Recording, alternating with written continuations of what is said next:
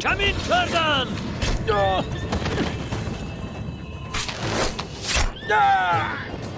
این یه ترس.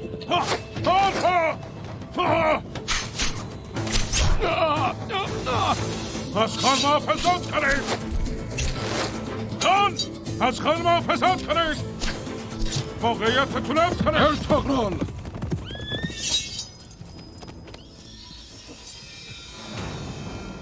شنیدم دست برادرمو قطع کرده. اون به خاطر تو مرد. حالا شهامتتو نشونم بده. دستشو قطع کردم اما پیغاممو نفهمیدی. حالا اون سر بی مغزتو قطع میکنم تا بفهمی شهامت یعنی چی. انتقام برادرم ازت میگیرم. اول تو و بعد سر افراد قبیله تو قطع میکنم. سربازا حمله کنید.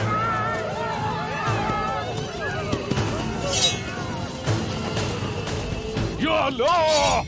الله اکبر! یا الله!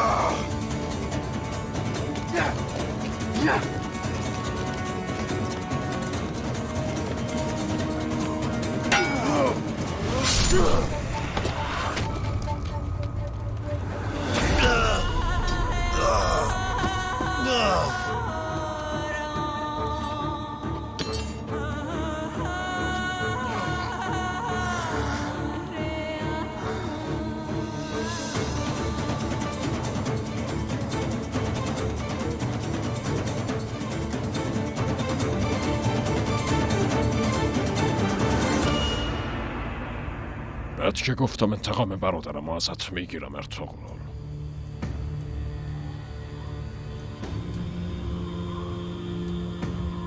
حالا اول خودت و بعد ما بقیه قبیله تا تیکه تیکه میکنم.